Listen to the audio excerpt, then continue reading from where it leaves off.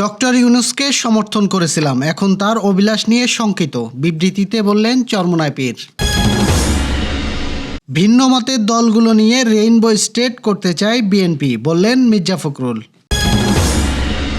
এবার ফিটনেসবিহীন গণপরিবহন সরাতে বিশেষ ঋণ দিবে সরকার। অধিক পুরাতন ও ঝুঁকিপূর্ণ বাস ট্রাক চলাচল বন্ধ, যশোরে বিআরটিএর বিশেষ অভিযান।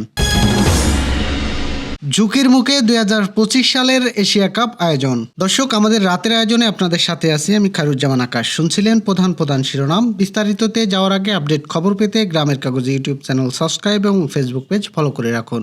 জাতিসংঘের মানবাধিকার কমিশনের কার্যালয় স্থাপনের চুক্তি করায় সরকারকে কড়া সমালোচনা করেছেন ইসলামী আন্দোলন বাংলাদেশের আমির ও চরমোনাই পীর মুফতি সৈয়দ মোহাম্মদ রেজাউল করিম।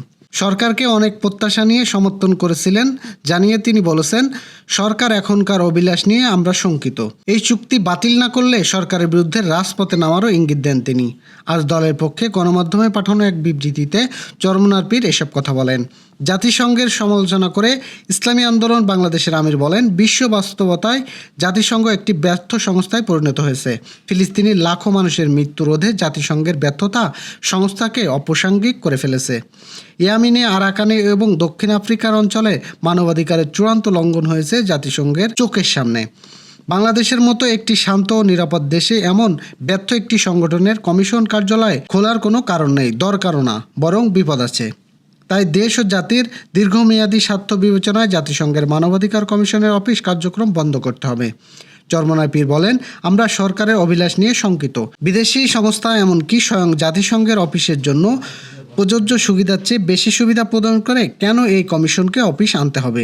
আমার তা বুঝে আসে না। অবিলম্বে এই অভিশপ্ত কার্যালয় স্থাপনের অনুমতি বাতিল করতে হবে, অন্যথায় দেশকে বাঁচাতে আমাদের রাজপথে অবস্থান নিতে হবে। ভিন্ন মতের দলগুলোকে অন্তর্ভুক্তি করে বিএনপি রেইনবো স্টার্ট করতে চায় বলে মন্তব্য করেছেন দলটির মহাসচিব মির্জা ফখরুল ইসলাম আলমগীর। জুলাই শহীদদের স্মরণে আর শহীদ চন্দ্রিমা উদ্যানে আলোচনা সভায় এই মন্তব্য করেন তিনি। ফখরুল বলেন, ভিন্ন মত থাকবে, আমরা একটি রেইনবো স্টেট করব, যেখানে ভিন্ন রাজনৈতিক দলের মতো সবাই অন্তর্ভুক্ত থাকবে। রেইনবো স্টেট ধারণাটি দক্ষিণ আফ্রিকার বর্ণবাদ পরবর্তী সময়ে ব্যবহৃত হয়েছিল, যেখানে বিভিন্ন জাতি ও সাংস্কৃতিক মানুষের শান্তিপূর্ণ সহাবস্থানের একটি আদর্শ চিত্র তুলে ধরা হয়েছিল। জুলাই গণঅভ্যুত্থানে আহতদের চিকিৎসা ব্যবস্থা করতে বিএনপির পক্ষ থেকে একটি ফান্ড গঠন করা হবে বলে জানান বিএনপির মহাসচিব। প্রধান উপদেষ্টা ডক্টর মোহাম্মদ ইউনূসের প্রতিশ্রুত ফেব্রুয়ারির মধ্যেই নির্বাচন মাধ্যমে দেশের গণতান্ত্রিক উত্তরণের ভিত্তি পাবে বলে আশা প্রকাশ করেন তিনি। পরে চন্দ্রিমা উদ্যানে বৃক্ষরোপণের মধ্য দিয়ে সারা দেশে 10 লাখ গাছ রোপণের কর্মসূচির উদ্বোধন করেন বিএনপি মহাসচিব।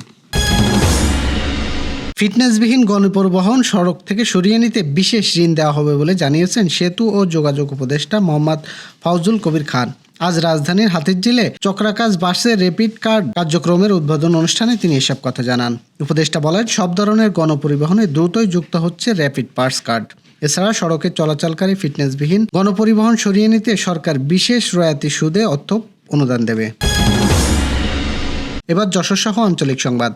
সড়ক মহাসড়কে চলাচলকারী অধিক পুরাতন ও ঝুঁকিপূর্ণ হিসাবে বিবেচিত যাত্রী ও পণ্যবাহী যানবাহন অপসারণের বিশেষ অভিযানে নেমেছে বিআরটিএ। কেন্দ্রের নির্দেশে আজ বিআরটিএ যশোর সার্কেলের উদ্যোগে সকাল থেকে সন্ধ্যা পর্যন্ত চলমান অভিযানে 20 বছরের অধিক পুরানো মিনিবাস ও 25 বছরের অধিক পুরানো ট্রাক, কভার্ড ভ্যান সহ মোটরযান চলাচল বন্ধে কঠোর পদক্ষেপ নেওয়া হয়েছে। যশোর মনিহার এলাকা থেকে অভিযানের সূচনা শুরু হয়। যশোর জেলা প্রশাসন, পুলিশ বিভাগ ও মালিক শ্রমিক ইউনিয়নের সার্বিক সহযোগিতায় অভিযানে পরিচালিত হয়। বিআরটিএ যশোর সার্কেলের সহকারী পরিচালক ASM ওয়াজেদ হোসেন জানিয়েছেন, প্রথম দিন অভিযানে ফিটনেসবিহীন ও মেয়াদোত্তীর্ণ 10টি বাস ট্রাক বন্ধ করা হয়েছে। মালিক সমিতির উদ্যোগে এটা হয়েছে। সড়ক নিরাপত্তা নিশ্চিত করতে, দুর্ঘটনা কমাতে এই অভিযান নিয়মিত পরিচালিত হবে। অভিযানে উপস্থিত ছিলেন executive magistrate Naimur Rahman Naim, BRTA Jessore সার্কেলের সহকারী পরিচালক ASM Wajed Hossain, police inspector Mamunur Rashid, মোটরযান পরিদর্শক তারিক হাসান ও অনিমেষ মণ্ডল। আগামী সংসদ নির্বাচনকে সামনে রেখে নেতাকর্মীদের ঐক্যবদ্ধ করতে যশোর শার্শা বাগাসরা ইউনিয়ন বিএনপির আয়োজনে জরুরি কর্মী সভা অনুষ্ঠিত হয়েছে। আজ বিকালে বাগাসরা হাই স্কুল প্রাঙ্গণে এই ইউনিয়ন বিএনপির সভাপতি এইচ.এম. আসাদুজ্জামান মিঠুর সভাপতিত্বে ও সাধারণ সম্পাদক জাহাঙ্গীর হোসেনের সঞ্চালনায় এই সমাবেশে নেতাকর্মীদের উদ্দেশ্যে দিক নির্দেশনামূলক বক্তব্য রাখেন বিএনপির কেন্দ্রীয় সাবেক দপ্তর সম্পাদক মফিকুল হাসান তৃপ্তি, উপজেলা বিএনপির প্রধান উপদেষ্টা খায়রুজ্জামান মধু, উপজেলা বিএনপির সভাপতি আবিল হাসান জহির ও সাধারণ সম্পাদক নুরুজ্জামান লিটন সহ অন্যরা। বক্তারা সাংগঠনিক কাঠামো মজবুত করে ভিতাভেদ ও কোন্দল ভুলে এক হয়ে আগামী আন্দোলনে যুক্ত হওয়ার আহ্বান জানান। দর্শক, শেষ করব খেলার সংবাদ দিয়ে। পিসিবির চেয়ারম্যানকে সম্মতি দিয়ে আর্থিক ক্ষতির মুখে পড়তে পারে বিসিবি, এমনটাই ধারণা করা হচ্ছে। কারণ এজিএম ভেন্যু ঢাকাতে হওয়ার কারণে ভারত, আফগানিস্তান ও শ্রীলঙ্কা তা বয়কটের সিদ্ধান্ত নিয়েছে।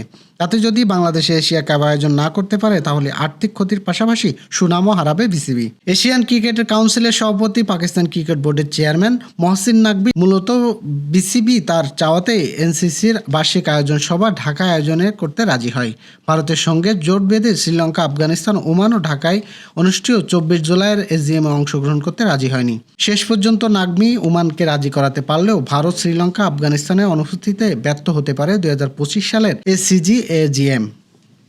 দর্শক, এই ছিল আজকের রাতের আয়োজন। এরপর সকাল 8টার খবর দেখার আমন্ত্রণ জানাচ্ছি। সেই সাথে করোনা প্রতিরোধে স্বাস্থ্যবিধি মেনে চলুন, সতর্ক হন ডেঙ্গু প্রতিরোধেও। শুভরাত্রি।